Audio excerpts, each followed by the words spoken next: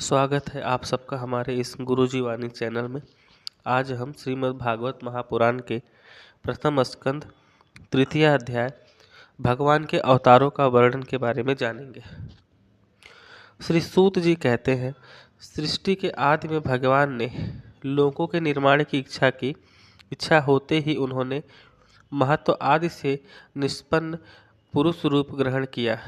उसमें 10 इंद्रियां, 1 मन और 5 भूत, यह 16 कलाएं थी। उन्होंने कारण जल में शयन करते हुए जब योग निद्रा का विस्तार किया, तब उनके नाभि सरोवर में से एक कमल प्रकट हुआ और उस कमल से प्रजापति के अधिपति ब्रह्मा जी उत्पन्न हुए। भगवान के उस विराट रूप के अंग प्रत्यंग में से समस्त लोकों की कल्पना की गई है। वह भगवान का विशुद्ध सत्वमय श्रेष्ठ रूप है। योगी लोग दिव्य दृष्टि से भगवान के उस रूप का दर्शन करते हैं। भगवान का वह रूप हजारों पैर, जांघें, भुजाएं और मुखों के कारण अत्यंत विलक्षण है। उसमें सहस्त्रों सिर, हजारों कान, हजारों आँखें और हजारों नासिकाएं हैं। हजारों मुकुट, वस्त्र और कुंडल आदि आभूषणों से वह उल्लसित रहता है। भगवान का यही पुरुष रूप, जिसे नारायण कहते हैं, अनेक अवतारों का अक्षय कोश है। इसी से सारे अवतार प्रकट होते हैं। इस रूप के छोटे से छोटे अंश से देवता, पशु पक्षी और मनुष्यादि योनियों की सृष्टि होती है। उन्हीं प्रभु ने पहले कौमार सर्ग में सनक, सननंदन, सनातन और सनत कुमार, इन 4 ब्राह्मणों के रूप में अवतार ग्रहण करके अत्यंत कठिन अखंड ब्रह्मचर्य का पालन किया। दूसरी बार इस संसार के कल्याण के लिए समस्त यज्ञों के स्वामी उन भगवान ने ही रसातल में गई हुई पृथ्वी को निकाल लाने के विचार से सूकर रूप ग्रहण किया। ऋषियों की सृष्टि में उन्होंने देवर्षि नारद के रूप में तीसरा अवतार ग्रहण किया और सात्वत तंत्र का, जिसे नारद पंचरात्र कहते हैं, उपदेश किया। उसमें कर्मों के द्वारा किसी प्रकार कर्म बंधन से मुक्ति मिलती है, इसका वर्णन है। धर्म पत्नी मूर्ति के गर्भ से उन्होंने नर नारायण के रूप में चौथा अवतार ग्रहण किया। इस अवतार में उन्होंने ऋषि बनकर मन और इंद्रियों का सर्वथा संयम करके बड़ी कठिन तपस्या की। 5वें अवतार में वे सिद्धों के स्वामी कपिल के रूप में प्रकट हुए और तत्वों का निर्णय करने वाले सांख्य शास्त्र का, जो समय के फेर से लुप्त हो गया था, आसुरी नामक ब्राह्मण को उपदेश किया। अनुसुईया के वर मांगने पर 6ठे अवतार में वे अत्रि की संतान दत्तात्रेय हुए। इस अवतार में उन्होंने अलर्क एवं प्रहाद आदि को ब्रह्म ज्ञान का उपदेश किया। 7वीं बार रुचि प्रजापति की आकुति नामक पत्नी से यज्ञ के रूप में उन्होंने अवतार ग्रहण किया और पुत्र यम आदि देवताओं के साथ स्वयंभू मनवंतर की रक्षा की। राजा नाभि की पत्नी मेरु देवी के गर्भ से ऋषभ देव के रूप में भगवान ने 8वां अवतार ग्रहण किया। इस रूप में उन्होंने परमहंसों का वह मार्ग, जो सभी आश्रमों के लिए वंदनीय है, दिखाया। ऋषियों की प्रार्थना से 9वीं बार वे राजा पृथु के रूप में अवतीर्ण हुए। शौनकादि ऋषियों, इस अवतार में उन्होंने पृथ्वी से समस्त औषधियों का दोहन किया था। इससे यह अवतार सबके लिए बड़ा ही कल्याणकारी हुआ। चाक्षुष मनवंतर के अंत में जब सारी त्रिलोकी समुद्र में डूब रही थी, तब उन्होंने मत्स्य के रूप में 10वां अवतार ग्रहण किया और पृथ्वी रूपी नौका पर बैठाकर अगले मनवंतर के अधिपति वैवस्त मनु की रक्षा की। जिस समय देवता और दैत्य समुद्र मंथन कर रहे थे, उस समय 11वां अवतार धारण करके कच्छप रूप से भगवान ने मंदराचल को अपनी पीठ पर धारण किया। 12वीं बार धन्वंतरी के रूप में अमृत लेकर समुद्र से प्रकट हुए और 13वीं बार मोहिनी रूप धारण करके दैत्यों को मोहित करते हुए देवताओं को अमृत पिलाया। 14वें अवतार में उन्होंने नरसिंह रूप धारण किया और अत्यंत बलवान दैत्यराज हिरण्याकश्यप की छाती अपने नखों से अनायास इस प्रकार फाड़ डाला जैसे चटाई बनाने वाला सीक को चीर डालता है। 15वीं बार वामन का रूप धारण करके भगवान दैत्यराज बलि के यज्ञ में गए। वे चाहते तो थे त्रिलोकी की राज, परंतु मांगी उन्होंने केवल 3 पग पृथ्वी। 16वें परशुराम अवतार में जब उन्होंने देखा कि राजा लोग ब्राह्मणों के द्रोही हो गए हैं, तब क्रोधित होकर उन्होंने पृथ्वी को 21 बार क्षत्रियों से शून्य कर दिया। इसके बाद 17वें अवतार में वे सत्यवती के गर्भ से पराशर जी के द्वारा वे व्यास के रूप में अवतीर्ण हुए।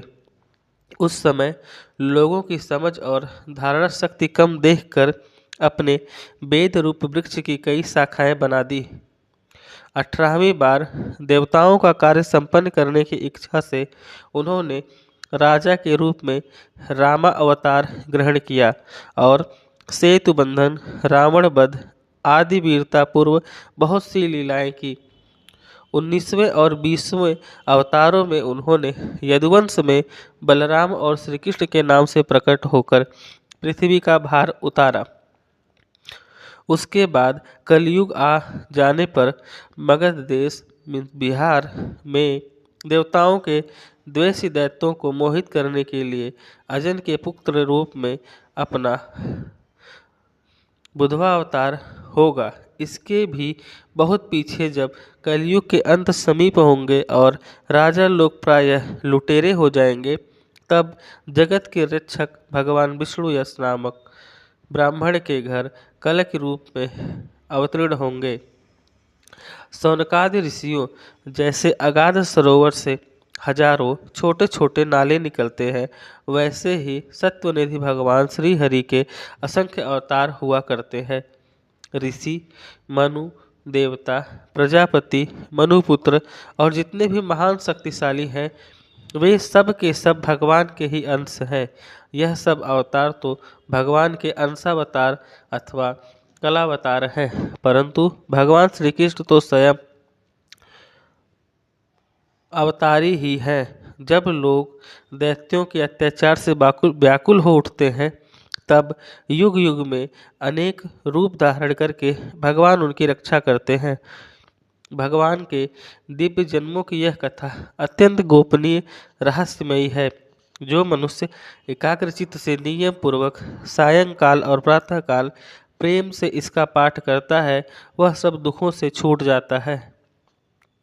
प्रकृति स्वरूप रहित चिन्मय भगवान का जो यह स्थल जगताकार रूप है, यह उनकी माया के महत्वादि गुण से भगवान में ही कल्पित है।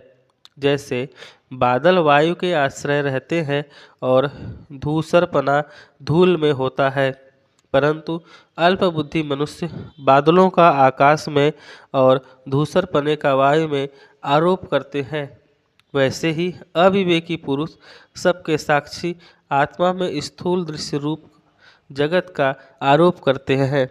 इस स्थल रूप से परे भगवान का एक सूक्ष्म अव्यक्त रूप है, जो न तो स्थूल की तरह आकारादि गुणों वाला है और न देखने सुनने में ही आ सकता है। वही सूक्ष्म शरीर है। आत्मा का आरोप या प्रवेश होने से यही जीव कहलाता है और इसी का बार बार जन्म होता है। उपरोक्त सूक्ष्म और स्थूल शरीर अविद्या से ही आत्मा में आरोपित है। जिस अवस्था में आत्मस्वरूप के ज्ञान से यह आरोप दूर हो जाता है, उसी समय ब्रह्मा का साक्षात्कार होता है।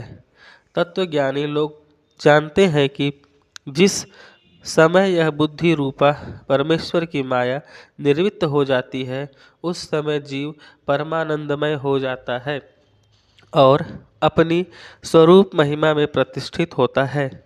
वास्तव में जिनके जन्म नहीं है और कर्म भी नहीं है, उन हृदयेश्वर भगवान के अप्राकृतिक जन्म और कर्मों का तत्वज्ञानी लोग इसी प्रकार वर्णन करते हैं, क्योंकि उनके जन्म और कर्म वेदों के अत्यंत गोपनीय रहस्य हैं।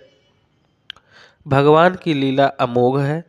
वे लीला से ही इस संसार का सृजन, पालन और संहार करते हैं, किंतु इसमें आसक्त नहीं होते। प्राणियों के अंतःकरण में छिपे रहकर ज्ञानेंद्रियां और मन के नियंता के रूप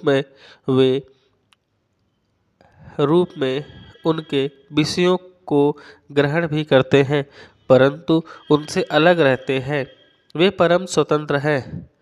ये विषय कभी उन्हें लिप्त नहीं कर सकते। जैसे अनजान मनुष्य जादूगर अथवा नट के संकल्प और वचन से की हुई करामात को नहीं समझ पाता, वैसे ही अपने संकल्प और वेदवाणी के द्वारा भगवान के प्रकट किए हुए इन नाना नाम और रूपों का तथा उनकी लीलाओं को कुबुद्ध जीव बहुत सी तर्क युक्तियों के द्वारा नहीं पहचान सकता। चक्र प्राणी भगवान की शक्ति और पराक्रम अनंत है, उनकी कोई थाह नहीं पा सकता। वे सारे जगत के निर्माता होने पर भी उससे सर्वथा परे हैं। उनके स्वरूप को अथवा उनकी लीला के रहस्यों को वही जान सकता है जो नित्य निरंतर निष्कपट भाव से उनके चरण कमलों की दिव्य गंध का सेवन करता है, सेवा भाव से ही उनके चरणों का चिंतन करता है। शौनकादि ऋषियों, आप लोग बड़े ही सौभाग्यशाली तथा धन्य हैं, जो इस जीवन में और विघ्न बाधाओं से भरे इस संसार में समस्त लोकों के स्वामी भगवान श्री कृष्ण से वह सर्वात्मक आत्मभाव व अनिर्वचनीय अनन्य प्रेम करते हैं, जिससे फिर इस जन्म मरण संसार के भयंकर चक्र में नहीं पड़ना होता।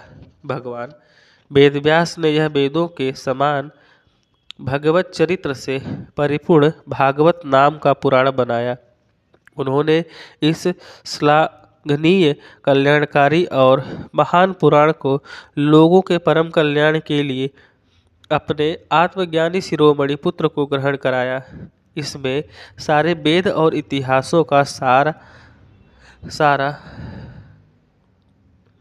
संग्रह किया गया। सुखदेव जी ने राजा परीक्षित को यह सुनाया। उस समय वे परमर्शियों से घिरे हुए आमरण अनशन का व्रत लेकर गंगा तट पर बैठे हुए थे।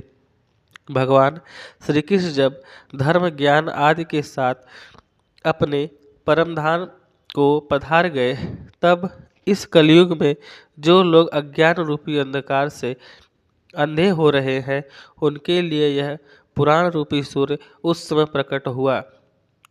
शौनकादि ऋषियों, जब महातेजस्वी श्री सुखदेव जी महाराज वहाँ इस पूर्ण पुराण की कथा कह रहे थे, तब मैं भी वहाँ बैठा था। वही मैंने उनकी कृपा पूर्ण अनुमति से इसका अध्ययन किया। मेरा जैसा अध्ययन है और मेरी बुद्धि ने जिस प्रकार इसको ग्रहण किया है, उसी के अनुसार इसे मैं आप लोगों को सुनाऊंगा।